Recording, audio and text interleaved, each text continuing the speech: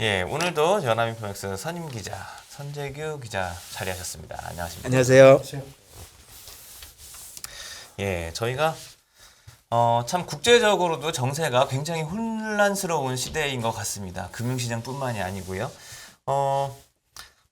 이제 러시아 우크라이나 문제도 그렇지만 그 유럽 내부에서도 사실 저희가 좀 약간 분열하는 양상, 그리고 정치적으로 여러 가지 불안해 보이는 이런 양상들이 많이 나타난다, 이런 얘기들을 많이 하는데요.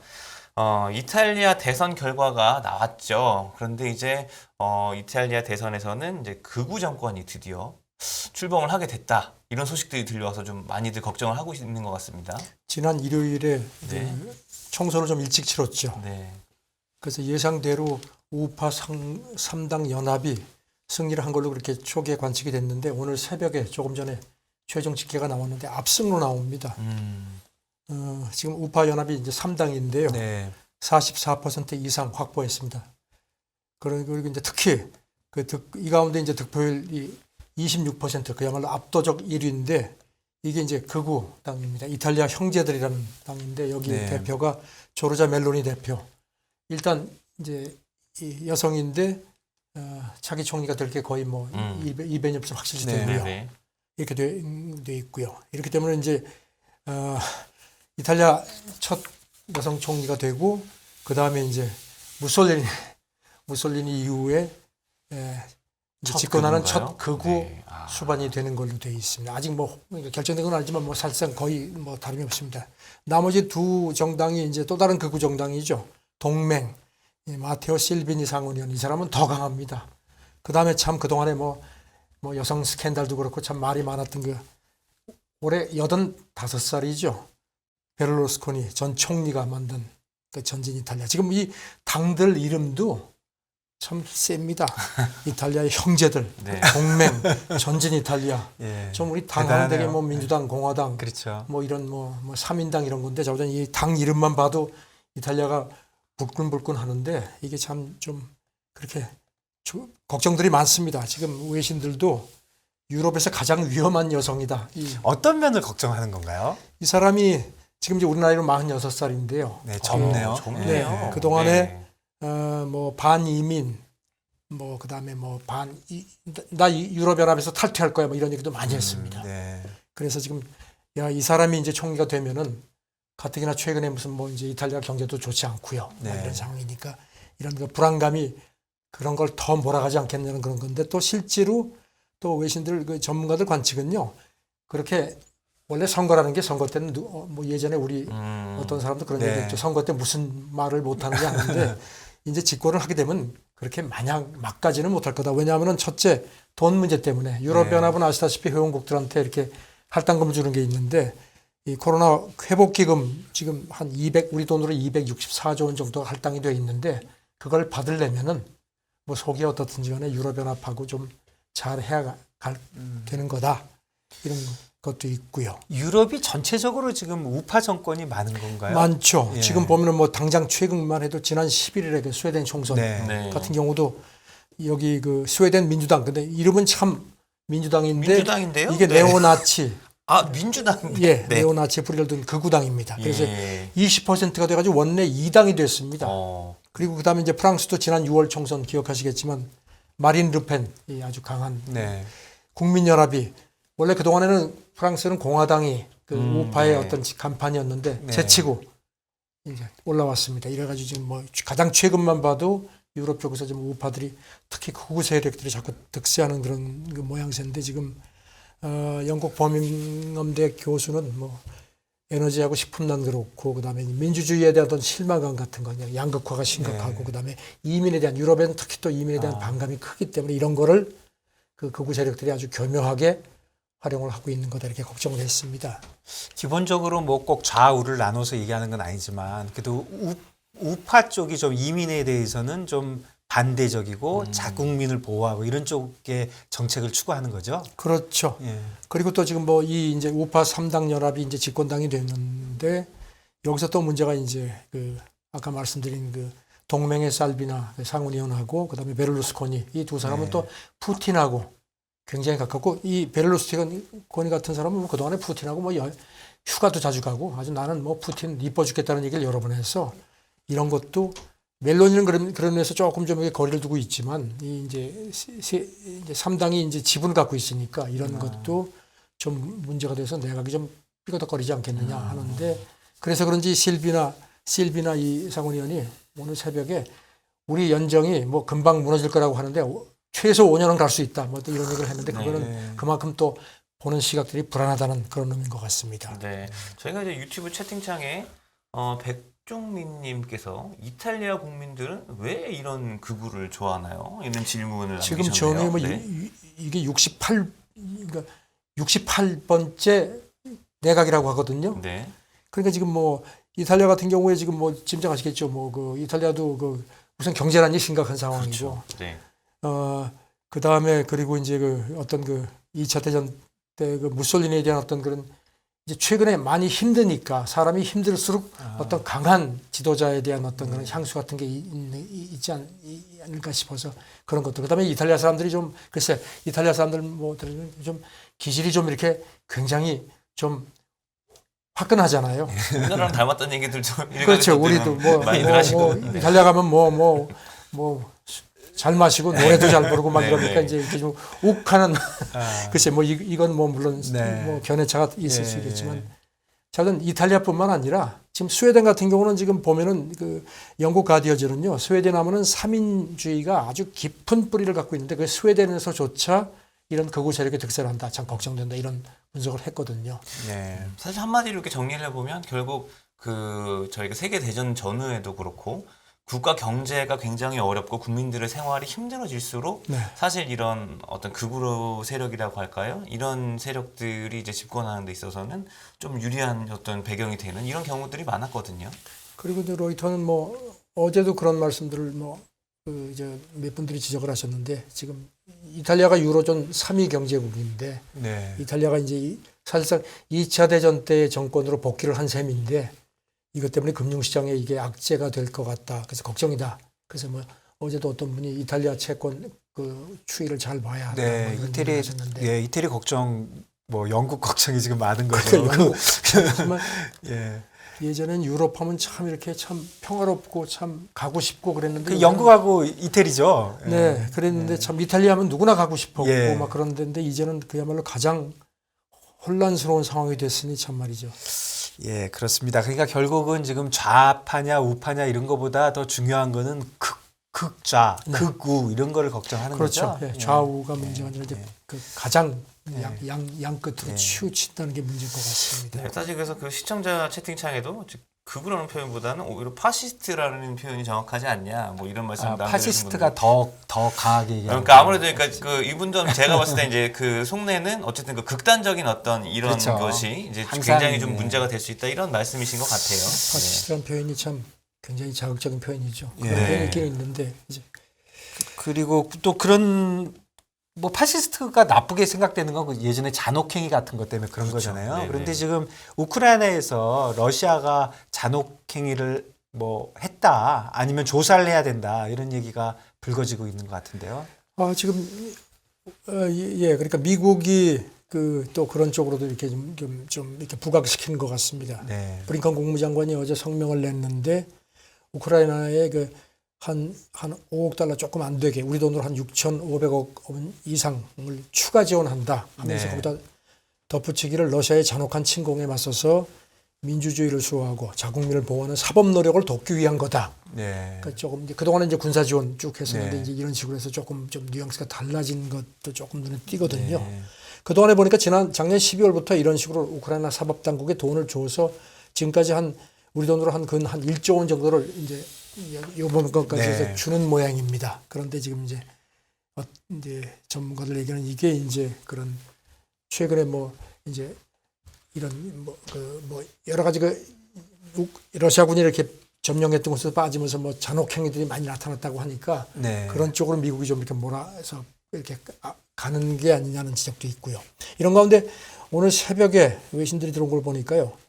미국이 지금 이제 9월 말에 이제 회계가 끝나지 않습니까? 회계 네. 연도가. 그래서 이제 이른바 임시지출입법. 이게 지금 상태로 가면 또 이게 셧다운이 되는 모양입니다. 그래가지고 그걸 이게 이제 스톱 갭 스펜딩 빌이라는 건데 네. 그 방식으로 우크라이나에 한 120억 달러 정도를 더 주는 거를 행정부에서 요청을 했는데 그거를 미국 의회에서 일단 합의를 한 것 같습니다. 그래서 돈을 더 주기로 하는데 저는 뭐 막판에 지금 엄청나게 몰아주는 것 같은데 그게 과연 푸틴이 조금 지금 몰리고 있고 또 주민 전도가 지금 이제 오늘까지인가요? 내일까지 하는 상황에서 미국도 막판에 이제 더 세게 밀어붙이는 것 같은데 조금 걱정스럽기도 합니다. 근데 어쨌든 미국이 엄청난 돈을 투자하고 있네요. 그러니까요. 투자라고 얘기하는 게 맞을지 모르겠는데 어쨌든 돈을 그쪽에 엄청 쓰고 있네요. 좀 백악관에서 그 투자라는 표현을 쓰면 좀 찔끔할지도 모르겠습니다. 사실 멀리 보고 투자하는 걸 수도 있다는 그런 얘기를 하는 사람들이 제가 있거든요. 투자라고 한 거 싫습니다. 그냥 나온 말인데 네. 어쨌든 돈을 엄청 쓰고 있는 거죠 지금. 그렇죠. 엄청나게 지금 부고 있는데 그 돈이 이제 나중에 어디서 그걸 이제 그렇죠. 이제 채울지가 이제 그게 예. 걱정이 되는 부분도 많죠. 네, 그렇습니다. 알겠습니다. 그 미국 같은 경우에는 이제 그 러시아 쪽을 이제 압박을 하면서 이런 이제 뭐 잔혹행 이런 거 조사도 하고 뭐 우크라이나 민주주의 이런 것도 지원도 하고 그러면서 이제 그 중국 쪽에 인권 문제도 다시 한번 또 건드리고 있는 것 같은데요.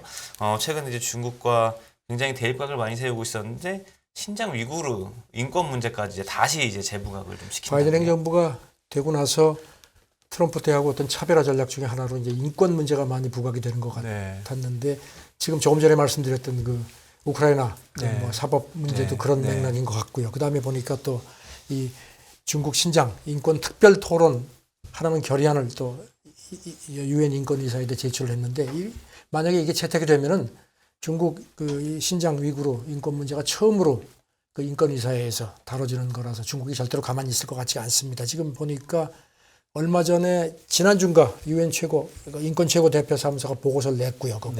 그래서 거기서 뭐 반인도적 범죄가 이어졌을 가능성이 있다. 그러니까 이제 미국이 그 다음에 기다렸던 듯이 뭐 영국, 캐나다 뭐 이런 그 유럽 한 10여 하고서 이제 결의안 제출했고요. 뭔가 이렇게 착착착착마다 떨어지는 것 같습니다. 그렇네요. 네. 그러면 그 잠깐 우리 그 영국 얘기가 지금 뭐 금융시장에 영국 때문에 지금 난리 났거든요. 근데 영국의 그 난리 난 이유 중에 사실은 뭐 근본적인 이유가 아닌지는 모르지만 이렇게 탁 건드린 거는 그 감세 정책이거든요. 감세죠. 이게 상당히 정치적인 것 같은데 조금 국제적으로 좀 넓은 의미에서 좀 설명을 들었으면 좋을 것 같아요. 그 영국 관련돼서 좀 전해주시죠. 지금 뭐 감세하면 뭐 트러스 그 신임 총리가 감세해서 이제 뭐 성장 이제 유발하겠다는 거고 그래서 이제 자기는 무슨 뭐 인기 떨어져도 밀어붙이겠다고 계속 얘기를 하고 또 그 영국 재무장관도 추가 감세하겠다는 얘기까지 했지 않습니까? 그래서 그 파운드화가 뭐 더 떨어질 거라는 그 관측도 나오는데 일단 참 우리도 한동안은 많이 들었죠. 낙수 효과 이제 이렇게 대기업 같은데 이렇게 잘 되고 하면 거기서 이제 이렇게 물이 넘쳐서 그게 내려온다는데 그 낙수 효과에 대해서 참 비판적인 시각도 많았는데 그런데 여기 바이든 대통령이 한마디를 했습니다. 그 지난 20일인가요? 그러니까 이제 하필이면 또 그날이 그 트러스 총리하고 처음으로 그 대면 회담하기 전날 그렇게 트윗에 올렸는데 아주 세게 얘기를 했습니다. 그 트윗에다 바이든 대통령이 뭐라고 썼냐면 이른바 낙수 효과에 진절머리가 난다. 그러면서 이건 결코 작동한 적이 한 번도 없었다. 그리고 미국은 중하위 계층부터 경제를 세워나가고 있다. 아주 그냥 확실하게 차별화를 했습니다. 이게 아까 말씀드린 것처럼 그 트러스 영국 총리하고 정상회담하기 바로 전날 이런 걸 트윗에다 올렸다는 그 타이밍에 대해서 이제 전문가들이 외신이 주목을 하니까 이제 여기에 대해서 영국 총리실이 이게 트러스를 겨냥한 거 아니냐 그랬더니 터무니없다 하는데 좀 곤혹스러운 것 같습니다. 지금 영국이 뭐 얼마 그런 전에도 뭐 영국이 신흥국이 무너지는 것 같다는 얘기도 나왔고요. 신흥국처럼 신흥국처럼 무너지는 것 같다는 얘기도 나왔고요. 참 지금 뭐 영국도 지금 참 해가 지지 않는 나라라는 얘기가 있었는데 지금 뭐 해가 그냥 지는 나라가 된 거 아닌가? 지금 영국이 이렇게 나쁜 쪽으로 전 세계 경제를 뒤집을 줄은 사실 몰랐죠. 그런데 이런 감세 정책이 사실 어떻게 보면 조금 뜬금없기는 해요. 왜 그러냐면 지금 다들 긴축으로 가고 있는 와중에 물론 긴축이 그 약한 그 이 가난한 분들을 더 괴롭히는 거니까 뭐 심정적으로는 이해가 가는데 이거 안 하고 싶은 나라가 누가 있겠어요. 그렇죠. 그런데 영국이 이렇게 한 거에는 무슨 정치적인 조금 변화 이런 게 있나요? 이 사람이 트러스가 영국은 아시다시피 총리를 직접 선거가 아니고 이제 집권당 당수가 네. 내각제니까 네. 그래가지고 그 당수치 그 집권당 총재 그 보수당 총재 선거 때 이 감세를 계속 강조를 했거든요. 아, 그거 원래? 네, 그래가지고선 예. 그때 그 인도계 누구죠 재무장관 그 사람보다 훨씬 더 이걸 해가지고 이제 결국은 보수당에서 이거를 발판으로 해서 총리가 됐다는 분석이거든요. 아. 그러니까 자기 공약이죠. 그러니까 그 좀 역사적 그게 있네요. 역사적까지는 네. 아니더라도 예. 이게 그 좀 그 전 그리고 얘기가 또 있었던 이 거네요. 트러스 이 사람이 전에부터 자기는 대처 전 총리를 뭐 아주 그냥 내 우상이다. 근데 대처가 아시다시피 그런 그렇죠. 정책을 썼고 또 레이건 같은 경우도 아주 그 감세 정책을 했지 않습니까? 그래서 네. 그래서 이제 그런 자기 신조도 있고 하는데 근데 이제 규모가 너무 크지 않습니까? 네. 크고 해서 지금 이렇게 되면 이제 뭐 그야말로 인플레도 지금 심각한 상황이고 그 오늘 뭐 BOE 총재도 뭐 그래도 네네. 그런 금리 인상 문제 얘기하고 했는데 아마 지금 영국 중앙은행 총재도 참 속으로 참 곤욕스럽죠. 곤욕스러울 겁니다. 그렇죠. 예. 예. 사실 아무리 독립돼 예. 있어도 총리가 또 이렇게 움직이는데 네. 사실 그 영국 중앙은행 같은 경우는 이번에 50bp 이상 주요국 중에서는 크지는 않은 살살 간 거죠. 인상폭이거든요. 살살 네. 간 것도 그것도 이제 비슷한 맥락에서 간 건데 어떻게 보면 지금 말씀 들어보니까 이 영국 그 요번에 그 세금 컷한 게 갑자기 뭐 굉장한 서프라이즈한 뉴스처럼 들렸는데 말씀 듣고 보니 꼭 그런 것도 아니네요. 그분이 그런 배경을 갖고 있었다면 할 수 있었다는 거를 시장에서 어느 정도 예상이 됐었다고 봐야 되겠네요. 최근 대기업하고 그 부유층에 대해서 감사를 해서 그 낙수 효과를 노리겠다는 그런 거 아닙니까? 네. 그런데 자우전 그걸 뭐 본인은 뭐 절대 밀릴 그런 태세도 아니고요. 자우전 트러스 총리도 그렇고 또 이 이탈리아도 그렇고 뭐 이게 꼭 무슨 뭐 여성이라는 거 가지고 부각시키는 데가 아주 강한 여성들이 지금 막 유럽을 뒤흔드는 상황이 돼서 말이죠. 예, 그래서 이게 이제 자꾸 이제 신흥국 같다고 한 이유가 보면은 네. 기본적으로는 이자율을 올리면서 감세를 하고 이렇게 이제 막 이렇게 하는 거죠. 네. 그러니까 결국은 환율에서 문제가 생기고 그렇죠. 그러면 그거를 또 외환보유고로 막을 냈더니 외환보유고가 부족하고 이게 이제 네. 예전에 그 신흥국의 메커니즘이죠. 대표적인 네. 그 악순환의 고리인데요. 영국이 그런 고리로 갈 수 있다. 이렇게 지금 보니까 곤욕스러운 거죠. 네. 참, 그렇습니다. 그렇게 안 가기를 기대하겠습니다. 예. 네.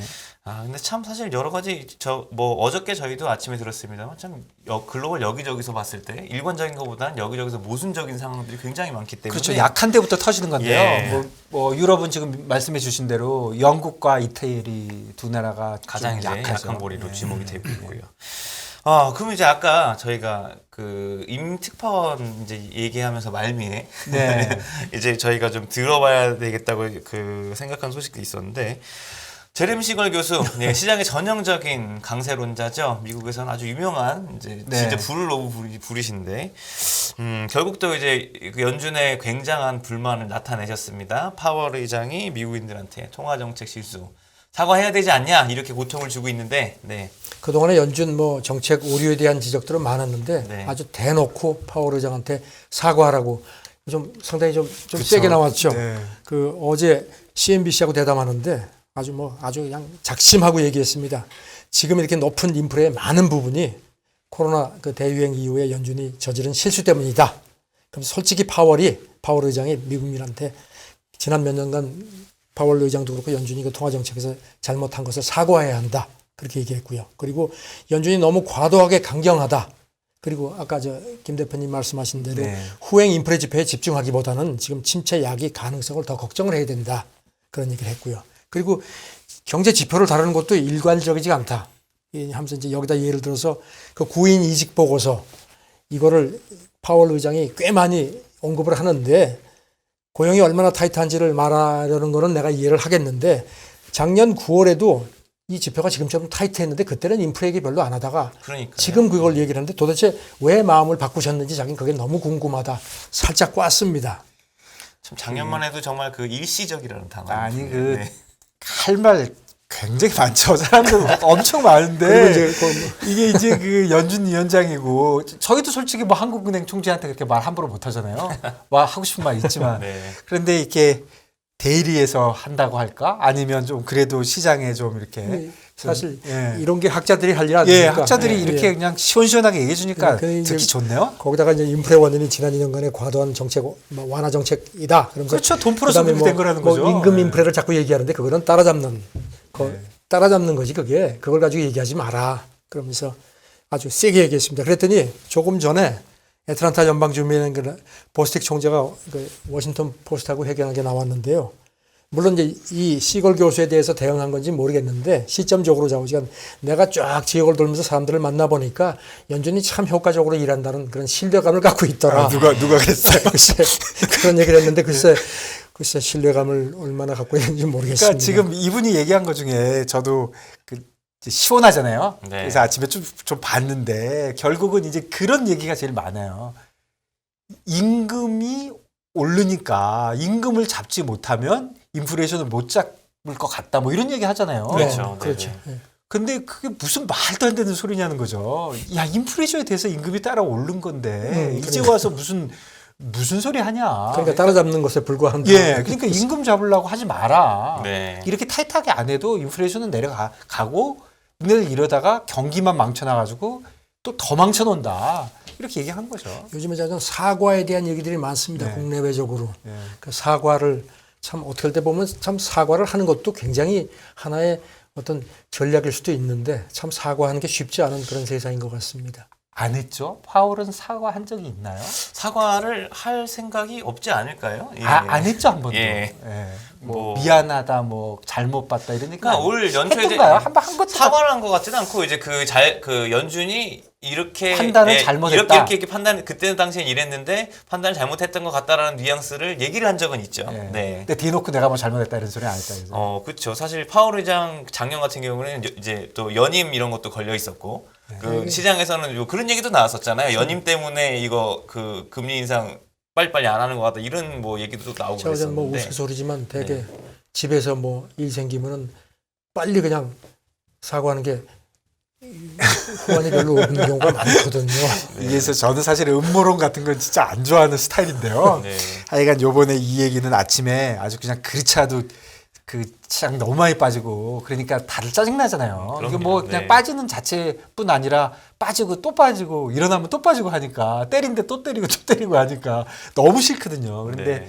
이분이 파월 욕을 하니까 좋네요. 아주 시청자 저희 그 유튜브 시청자 채팅창에도 보니까요 아주 속 시원해하시는 분들이 많으십니다. 네, 맞고 맞고- 200% 예, 공감하십니다. 맞고 뭐 이런 틀리고를 분들 많으시고요. 떠나서 네. 일단 누군가는 그래도 뭐 말은 해야 될 거 아니에요? 자, 우선 뭐 너무 어두운 소식인데 이제 지금이 아침 7시인데 조금 있다가 아침 8시 14분쯤 지금 이제 소행성 충동 아, 그게 이제 이루어집니다. 이제 지구에서 한 1100만 킬로미터 떨어졌는데 이제 소행성을 꽝 부딪혀가지고 이제 지구 종말 같은 아마겟돈 같은 게 이제 안 오도록 하는 실험을 인류 첫 실험이 이제 시작이 되는데 네. 궁금하면 내일쯤 아마 첫 이미지가 들어오는 모양입니다. 아, 네. 예. 그것도 내일 아침에 저희가 한번 네. 제가 저기 파월 의장 욕하다가 이거 중요한 얘기를 예. 저희가 그 파월 의장 얘기를 신나게 하다 보니까 시간이 많이 갔네요. 네. 저희가 오늘은 여기까지 듣고요. 예, 오늘도 국제뉴스 재밌고 정확하게 전달해 주셔서 감사합니다. 내일은 소행성 얘기를 좀 네. 네. 감사합니다. 예.